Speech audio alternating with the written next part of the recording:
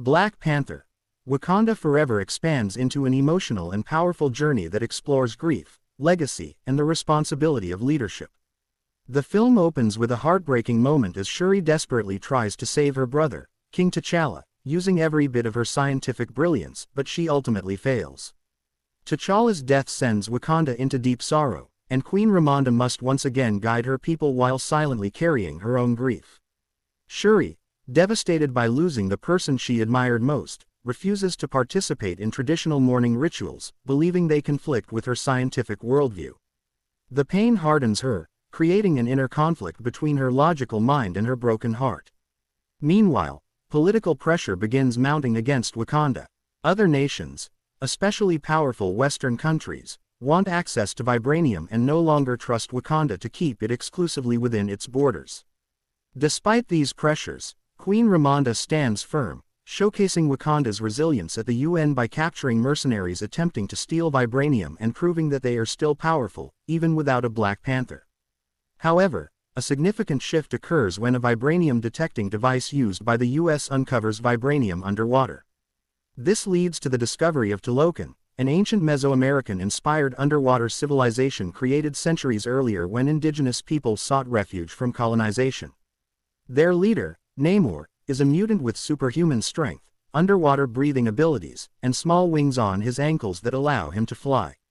Namor has kept Talokan hidden from the world for generations and fears exposure could destroy his people just as colonizers once destroyed his ancestors.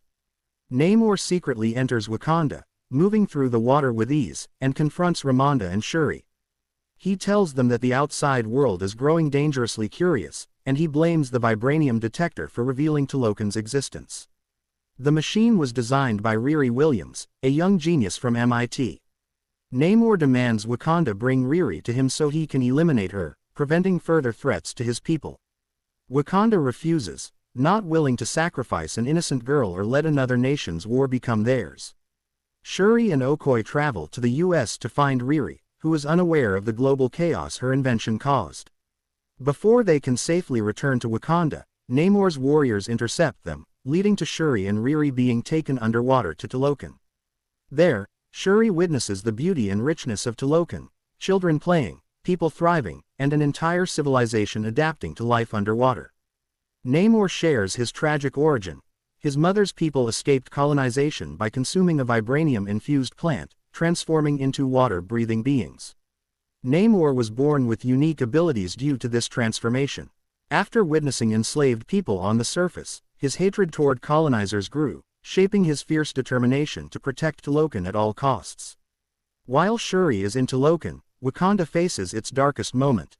Namor attacks the capital with overwhelming force. Water floods the city, drowning many Wakandans, and in the chaos, Queen Ramonda dies while saving Riri. This loss devastates the nation.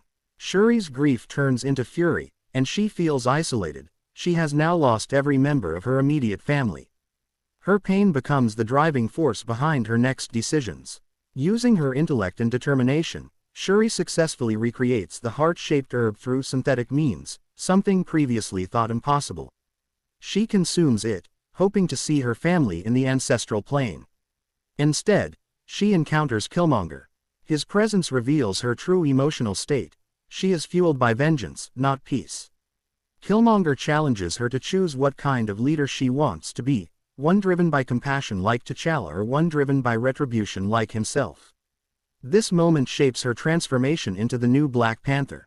Upon returning to Wakanda, Shuri dons her new suit and becomes the protector her nation desperately needs. She constructs a strategic plan to lure Namor to a battlefield in the ocean. Riri builds her first full-armored suit, resembling a more advanced, Wakanda-inspired version of Iron Man's design.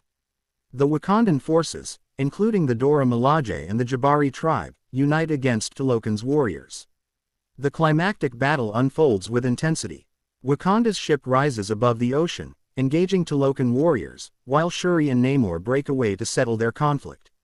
Shuri traps Namor in a fighter jet and exposes him to extreme heat, weakening him by depriving him of water, a major source of his strength. On a desert shore, they engage in a brutal fight. Namor wounds Shuri severely, but she overpowers him at the last moment. As she is about to deliver the killing blow, Memories of her brother remind her of what kind of leader he was: merciful, wise, and peaceful. She realizes vengeance will not heal her scars or protect Wakanda. Shuri chooses mercy and offers peace instead of death. A wounded Namor agrees, understanding that both Wakanda and Talokan benefit from unity rather than destruction. The battle ends, and a fragile alliance forms between the two mighty nations. Back in Wakanda, M'Baku steps forward to challenge for the throne, suggesting he may become the new king while Shuri continues as the Black Panther. Shuri travels to Haiti to finally process her grief. There, Nakia reveals a life-changing secret. She and T'Challa had a son, also named T'Challa. Nakia kept him hidden so he could grow up away from royal pressure and political danger. Shuri emotionally embraces her nephew, finding a sense of hope and renewal. The film closes with Shuri quietly sitting on the beach, burning her funeral attire, a symbolic acceptance of T'Challa's passing. After a long journey filled with pain, loss, and rediscovery, she finally allows herself to grieve. In that moment, Wakanda's future feels uncertain but filled with promise, as the legacy of the Black Panther continues through Shuri, the alliance with Talokan, and young Prince T'Challa.